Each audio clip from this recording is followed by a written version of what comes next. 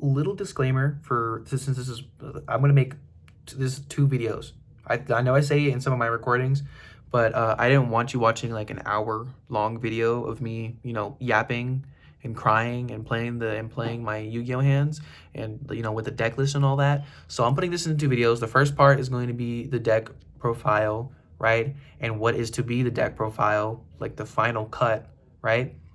And then I'm gonna show you in one of the recordings. I show you like, hey, yeah, this is a hand I got that I'm gonna show you, and I'm not gonna put that in part 2. I'm gonna show you the its little combo line, right, with that really bad hand, and then I'm gonna show you the in a completely different video. I'm gonna show you the other combos that I was kind of crying at and being very happy at. I might just, I don't know if I'm going to do an hour long video. I'm probably not, but just keep watching, please. Hello, welcome to the, there's going to be a deck list and a, combo test hand video as well. I'm going to go over deck list pretty quickly, maybe a small explanation for some of the stuff. Then we're going to go and jump into some test hands. So, yeah, let's get this started. Let's jump right on into this, Dark Arm Duelist. We're going to do 3 Cyber Dragons. People play 2, some people play 1, but this is a Cyber Dragon, Cyber Dark deck. It's like here in the Cyber Dark as well. Like, that's odd, even though they're pretty much the same thing and they help each other. But just stick with me here. We're going to go 3 core, best starter and a decent extender after turn 1, and then 1 hurts, 1 extra, your normal Cyber Dragon package. Continuing with that, we're going to go with our Cyber Jormungandr. This does not count as a Cyber Dragon monster, but it is a Cyber Dragon card. So you can search it off of Emergency, but you can't really use it for fusion summoning, and you can't really summon it back with Nova. It does have some limitations. We do have it in here, at least at 1. For going second, it's definitely very useful. Can get you to your infinity really fast. Very useful overall. And then going into our Cyber Dark stuff, we got 3 Claw, best searcher for our Cyber Dark and Cyber Dragon stuff. 1 Cannon, 2 Chimera. Cannon will search us our Cyber Dark monsters, right? Our Cyber Dark Machine monsters, which is our Chimera and our oh, that's an Imperm. Where did my worm go? Oh, I was going from the bottom of the deck. Never mind. We'll also search as our worm and our edge. So let me put this a little more inside the camera frame. Chimera is our searcher for Power Bond and gets us Cyber Darks inside of our grave that aren't already inside of our graveyard, which is very good because most of the time you're sending this or this off of it, because I'll explain something about this in a second. Edge, you usually don't really want to see him that much. Usually you're sending him to the graveyard in any sort of which way, but he's definitely, he is useful every once in a while, which is very rare. But we have our Cyber Dark Worm. This is one of our new supports along with Cyber Jormungandr, probably one of the better Cyber Dark support, and it is really good. Sadly, we're keeping it at 1 since it's a 1 per dual effect, but it gets you Cyber Dragons in the graveyard if you need it, or like a light machine monster. It's level 5, so you can Synchro Summon. It has 21 to 100 defense, so you can summon it off a Naxter, right? And it gets you a Cyber spell from your graveyard to your hand, which is also extremely useful, especially when you have like a certain weird what was it called? A weird play you need to go to, or if you don't have a spell card to discard off of Chimera to get your Power Bond, or if you don't have another way to play, which is a Clockwork Knight in your hand to get off to the graveyard, which is also very important. It's basically it's an all-rounder. It's all-rounder, very nice. Then we have Therion King Regulus, right? Our last machine part package. He's normal in a lot of just normal machine decks, but he definitely shines inside of this deck because he can be set up early for Nibiru, which is really good. So you don't, get stuck on Nibiru. We're gonna set that right there, and then we're gonna go into our hand traps. Our hand traps aren't as much as other meta decks because it does mainly prioritize board breaking and for our another spell card in here, which I'll get to soon. I don't run as much as a lot of other people should, or people are as a lot of I don't run it as much as other people do, more or less, because it could be a very bad brick, and sometimes sending your materials is good, but in some cases sending your materials are bad. So going into our hand trap lineup after that little yap session, 3 Ash Blossom, very standard. 1 Drawn Lockbird, because we lose to Droll. So guess what spell card we play? Where is it? I was just about to do a little voice. Crossout Designator. It's very good. It definitely stops a couple things that are in my deck against other people, or like in just China decks in general, like Nibiru. And also it stops Called By in case you get called by, which isn't often on your normal Cyber Dragon stuff, more in your hand traps. Your imperms, other hand traps. It's good to be in there for it, but Droll Lockbird kills Cyber Dragon, Cyber Dragon decks. Any deck that adds to hand primarily, which is a lot of decks, it kills, and it's really important that you play something else to stop it, because people are just like, okay, we're just gonna hope that they don't do Drawn Lockbird, but a lot of people have been main decking it in the meta now, that from what I've been studying and looking at. It's definitely a good side deck tool, right? But we run at least 1 for that Crossout Designator. Going on to our spells. Also, part of our hand trap line is 2 Imperm. I already showed you that, just letting you know. So just imagine it being right here, but actually we're just gonna put it here because, again, we don't play any other traps, so like we're not even going to go into a trap section. Cyber Dragon spells. Cyber Emergency, your best spell searcher in the deck, because it gets you to everything you need, or everything you ever wanted. I'm just kidding. I'm not crying. I'm just kidding. I'm just kidding, guys. 2 Cybernetic Horizons. I ran it at 1, didn't see as much as I need, and I realized it's very useful. So I put it back up at 2, and I do research, and I do look at other people's deck profiles to kind of see what it is, because I built this all pretty much from scratch. Three what was it called? 3 structure decks of the cyberdark structure deck. I bought some cards. I kind of threw things together, see what worked before the support, and then I kind of watched some videos to see what could help me, and I just did all of that. So through research, I also changed it up on other people's deck profiles of what I see works, and then I'll try it out to see if it works for my deck, and see how well it does. And I saw a 2 Horizon, and I was like, okay. I started reading the Horizon more. I looked into why I kept getting hard stopped at certain points, and 2 Horizons was having more Horizons was not the problem. It was having too little, which is 1. Too much is 3, but 2 is good. It's good. It's what you need. 1 realm, I realized having multiple of these not only clogged up your deck, because I cut it down to 40 cards. It used to be 45 to 42, now it's at 40 cards.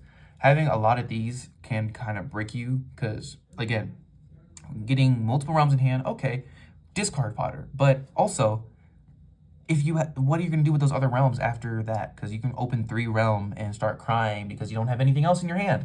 And it's really easily searchable, because you can search it off of... Let me show you.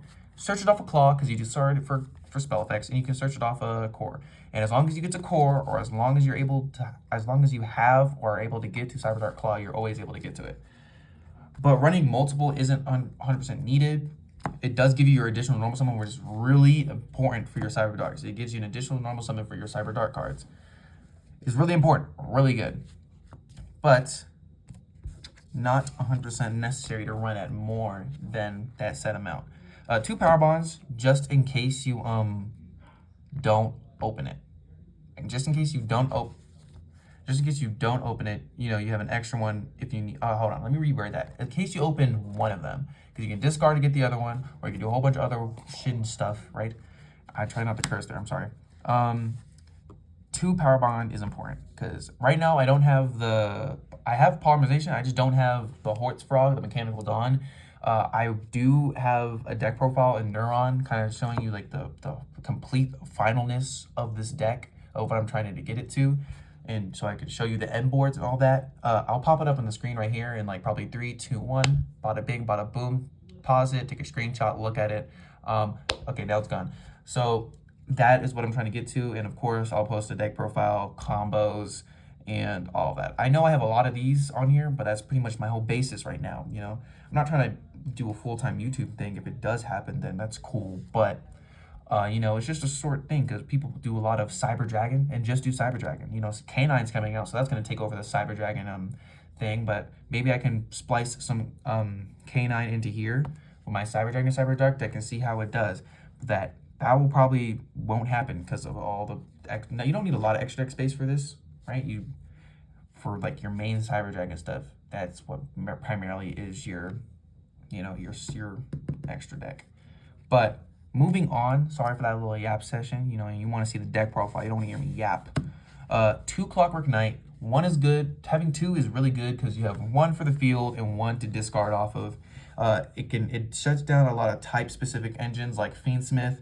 It makes it harder for It makes it harder for Labyrinth to play. Definitely doesn't stop it. Makes it harder because ever since I'm visiting my dad for the summer, so I'm here and I'm doing locals at my local card shop. Amazing, love those guys, love everybody. Collectors Hub, Cheyenne downtown. Go to there. It's beautiful. It's amazing. I love it so much. Also, love everybody there. But I've been with this deck because I used to play a Red Eyes, makeshift Red Eyes deck. That will come in the future. But when I came here with my Cyber Dragons, I've been topping and I've been winning a lot more, and I'm very happy how far I've come. I'm just happy playing with these guys. It's amazing, and especially beating them. It makes me very happy. But it definitely slows down Labyrinth because we have a Labyrinth player there. But Fiendsmith is shut off, and then Malice, it makes it harder for them to play since they need a lot more Cyberverse. So it's really good to kind of just have this in your back pocket. And then we're going to go 1 talents because, you know, oh no, Ash Blossom, I don't have much I can do after that. Draw 2, maybe you get something you need. Or you want to just hand rip your opponent if you still have other follow-up to do. It's very useful, and it's been very useful the times I've used it, which is all the time, because it's a very good staple card. And then we got 1 Call by the Grave. You know, we hate hand traps. We don't want that to stop us. And the same thing with Cross-Eyed Desert. We don't want hand traps. We don't want Droll. We hate Droll. Comment hate Droll if there's any commenters. We hate Droll. So that is very useful, as I already explained. 2 Droplet. I'm going to cut it down to 1 when I get Polymer. Let me explain. Because through testing, you know, because this is a definitely like you can go turn 1 or you can go turn 2. There's 2 different type of sets. It's like light and dark in this deck. The dark is control, set up your negates, and just decimate your opponent with your negates, or they blow through your negates and you cry, because that happens with almost every deck. You can set up a lot of negates and then have someone just roll through them and still be able to play.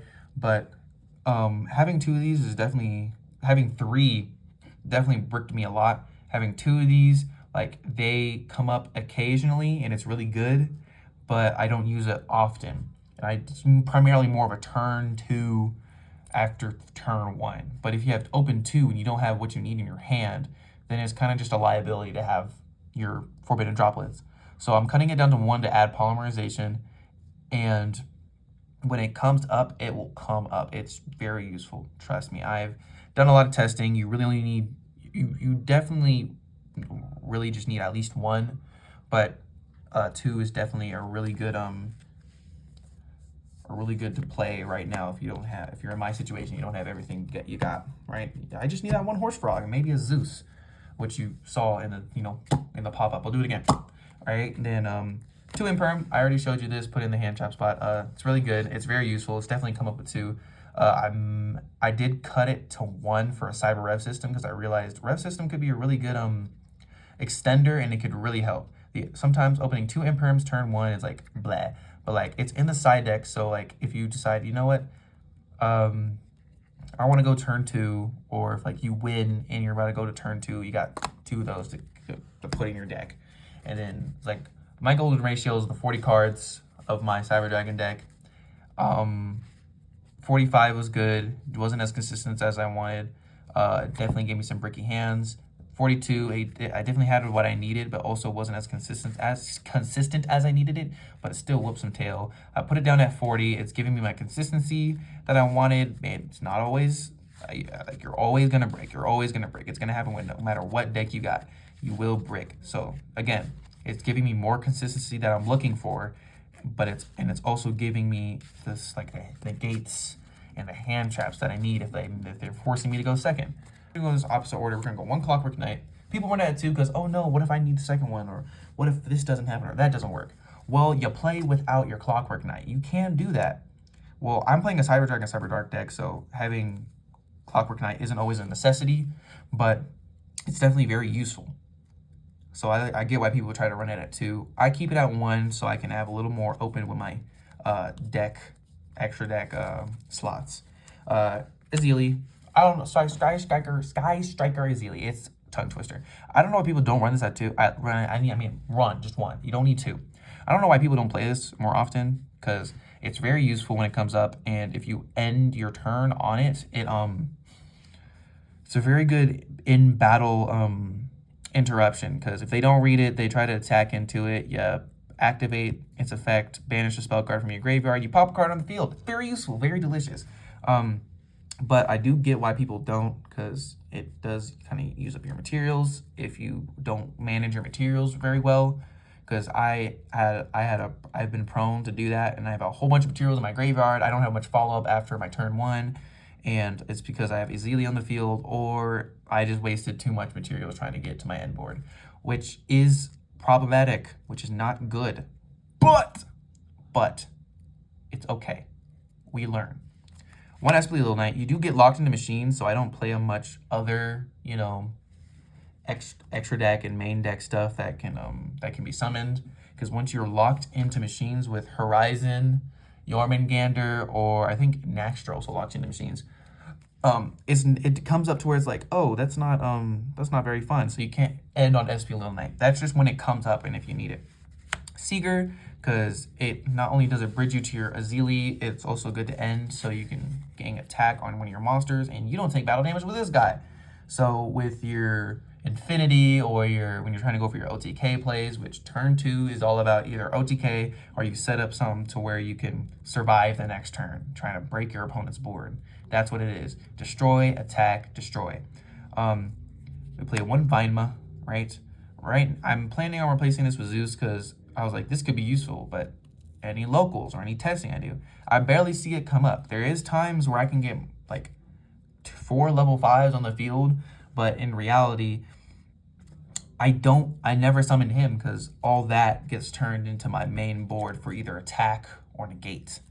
1 Nova, you already know why you do Nova. Summoning your Cyber Dragons, so you can either get a big suck off of this guy, or you can go further into your plays.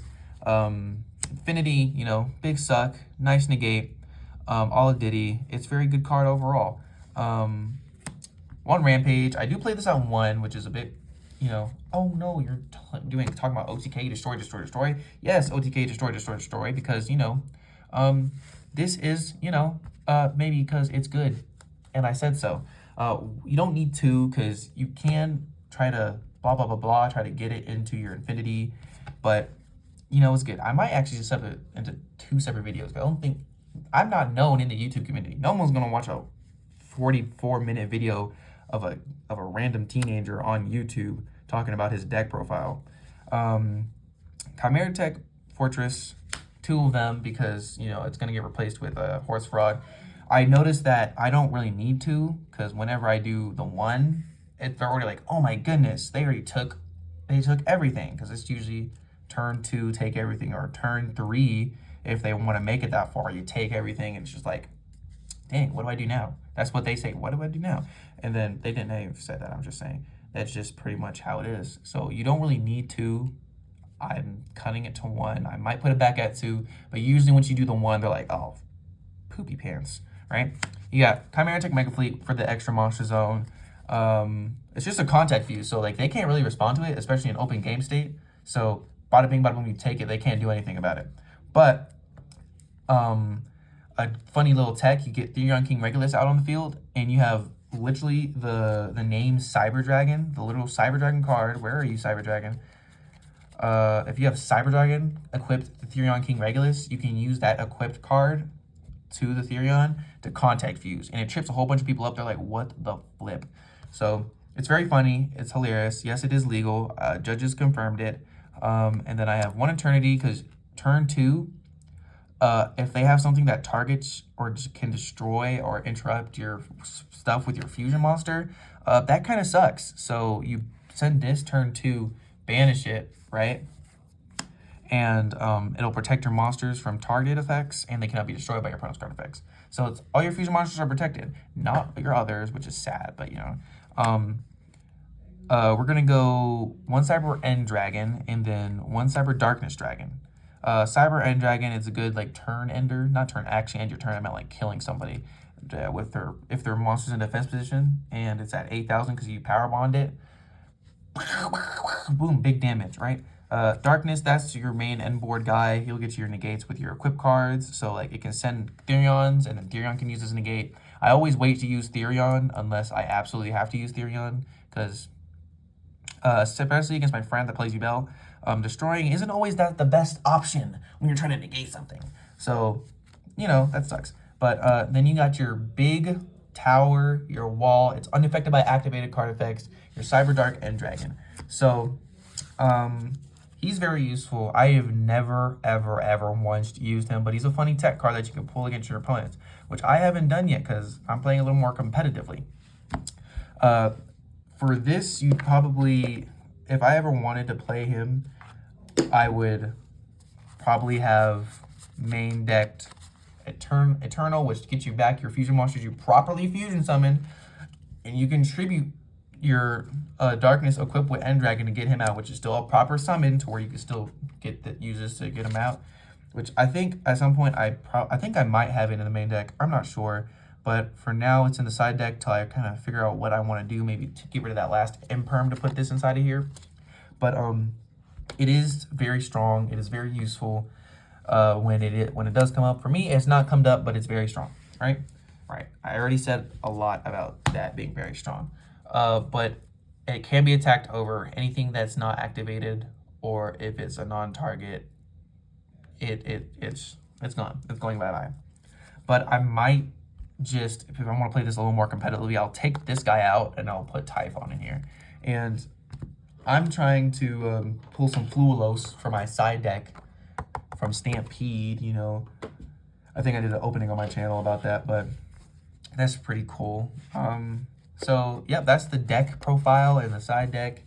You know, you probably would have seen my side deck, you know, from the positive screen. I'll do it one more time. Boop, boop, boop. Bam, it's right. But for now, I have 2 Lancia, 1 Jormungandr, another Primal Being. Oh my goodness, it's a tongue twister. 2 Thrusts, 2 Storm, 1 Eternal. So before I start anything, I'm going to show you some end boards. You know, not everything is going to be a complete copy of this end board. It's going to be jank sometimes if you get hand trapped or something, but I'm going to show you pretty basic end boards that you will end off on, and ones that you will most likely be ending off on, determining on how well you did. Sometimes I don't end off on my favorite end board, right? But it's still useful, I guess, right? So then we're gonna grab our Therion King Regulus, and we're gonna find Therion King Regulus. So it's pretty much a whole bunch of negates, you know, like I said, control, negate, all that good stuff. We're gonna have Therion equipped with, like, you know, just have a placeholder card equipped, and then you'll probably have, you know, either a Seeger or a Guy Striker Ace Azili. Sorry that I have it at 0.5. Like, this is the only way, because I'm recording on my phone, the only way you can, like, see it. But you got 2 equipped negates off of Cyber Darkness Dragon. 1, like, it's a negate and destroy. I think this is also negate and destroy. This is just Omni negate. Both of these are Omni negates, too. Then you get your Seeger if you want to go for your, you know, more battle plays. And then 1 of your Azaleas. Sorry, I have this on because it's, like, darker. You can, bam, it's darker. But sorry for the glare, but this is if you're doing your battle interruption. This is your battle interruption as well. Pretty basic board. And if you have Eternal, after, you know, tributing him, you get your Bam, your big unaffected boy that I've been glazing so much. Let's get another placeholder because he can equip literally from any graveyard. Equip a monster from any graveyard to him, I think. Yeah, I'm pretty sure. I'm not going to read him because, you know, I barely use him. If you have Eternal, that's 1, 2, 3, 4, 5. That's 5. You can get up to 5 negates. And then you have Clockwork Knight on the field, which kind of stops it. And then that's pretty much it. Anything else you can equip onto this is pretty good. I'm thinking about putting Cyberdark Invasion in here, but that would take up a slot, and that's just like 1 extra negate or 1 destroy interruption. I might put a picture on the screen, you know, if I do it. Bam, there's my hand. You all can pause and read that if you want. This is just a basic end board. This is a basic end board you usually with like 4, so usually end on with 4 negates. Oh my goodness, I'm talking too much. I'm talking fast. This is 5 with whatever you want. But other than that, I don't think I will change up and add the Typhon. Typhon, I think, is useful. I think at one point I will cave in and put it in my deck. I'll probably replace it with the SP Little Knight instead, because there's always a possibility of this, especially with your Eternal, and your Eternals has a non-activated protection in your graveyard for your fusion monsters. So your Darkness comes back, but also has protection, which is good. And it can literally revive pretty much almost anything. It can revive him. Let me see, where are you? It can revive Eternity, and it can revive End Dragon. The hand I'm opening. This is a very brick hand, but I'll probably show you how it works turn 1 when we get into the explaining part. So bye-bye, 3, 2, 1, I'm gonna press the button. Okay, we're back again. I was just thinking if I wanted to replace this with a Typhon, I would have to find a way for something to get rid of this with, because with this, it may be a good attack, but you're probably barely going to summon it, right? Like compared to this, where I've probably never summoned it inside of any local tournament. This will have 4,000 off a Power Bond, right? And this will gain 4,000 off an End Dragon. So of course, 8,000 beater, but you're going to send it most likely to negate something. So it's going to be back up 4,000. So if you equip something else from your graveyard, which can literally be anything, it really doesn't matter at all. It will gain that attack, but it will stay the same. So if I get rid of this, I wouldn't necessarily need End Dragon, which again, don't really summon that often. I think I've probably summoned it once just so I can go in for game. But other than that, it's pretty it's not useless. It's just I wouldn't use it as much. But we're gonna get into the test hands. I'm gonna show you the test hand that I did before that, or no, the draw that I did after you know, whatever it is, you know, it's not going to be in the best shuffled hand condition since it just came off of a deck profile, but you know, I'll show you what it can do with this hand. And I know this is a little stuffy, so you know, all that wrestling was what was it, a napkin? Not a napkin, whatever it was. So turn 1, this is so you'll be able to get Nova out and a Clockwork Knight on the field, but other than that, I mean, Infinity and a Clockwork Knight on the field, but that's pretty much will be it unless they Ash Blossom you. But turn 2, if they don't know you activate Clockwork Knight, everything's machines now. They're like, okay, what the flip? Normal summon hurts, and then if they let this go through, since it doesn't have anything on activation, they're like, okay, it's harmless. Say open game state, they'll be like, yeah. And then you're like, okay, I'm gonna take everything on your field. And they're gonna be like, what the flip? And then you're gonna show them the fusion monster, Fortress. Then you're gonna be like, oh my goodness, oh no. But that's pretty much Fortress. That's for like any other whip. People at my locals, they'll be like, oh, dang. And then they'll be quiet for a second. That's just me making people sound like wimps. But for turn 1, you're gonna normal summon Hurts. You're going to activate Worm's effect, because you can activate it from hand, not just from graveyard. There's a machine on the field. For cost, you send Nexture to the graveyard. You already used your normal summon, so it wouldn't make sense getting Core and sending that to the graveyard. You send Nexture to the graveyard.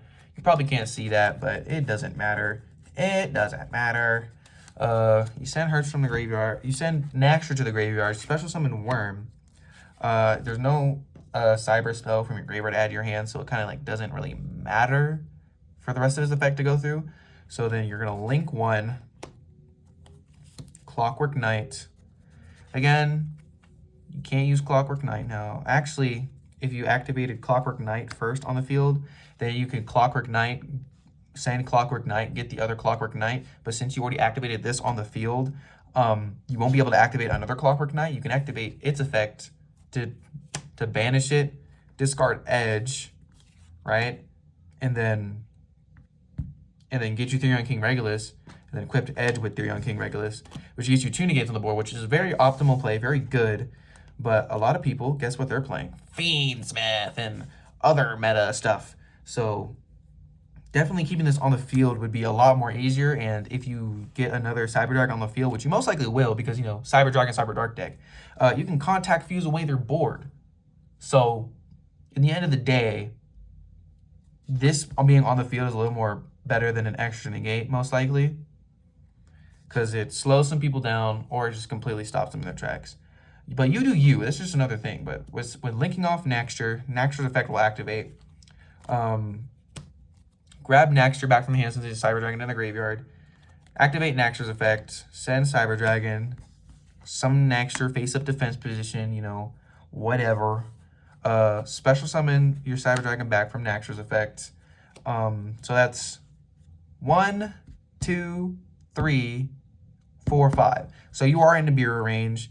If you would have did the Clockwork Knight thing, you would protect yourself from Nibiru, but this hand's a little scuffed, so no matter what, you would lose your Therion and you'd have 1 negate on the field, which is like boo-hoo, but you gotta kind of like just deal with it.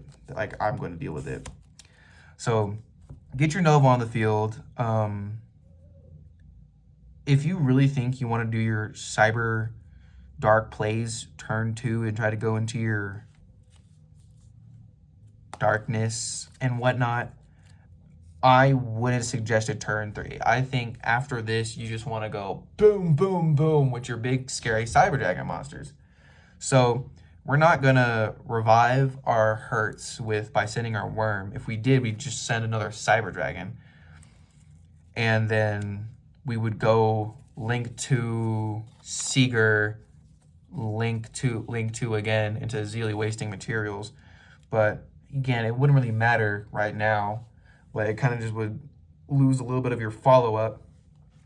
But you go into Nova, it'll get everything else off the field, which is good, but it wouldn't really matter in the end unless they have piercing monsters, and I haven't seen much. I've gone up against occasionally. You got Infinity's effect, you suck up Clockwork Knight, because guess what? He's pretty much dead on the field unless you want to summon something from your graveyard.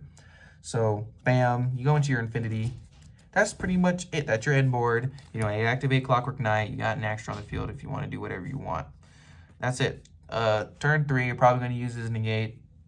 And then your next draw is Ash Blossom. That would have been useful turn 1. Actually, no, it wouldn't. It would only be useful during their turn 1. So, my goodness. But I'm going to stop it here and show you another one, which is hopefully a better test hand.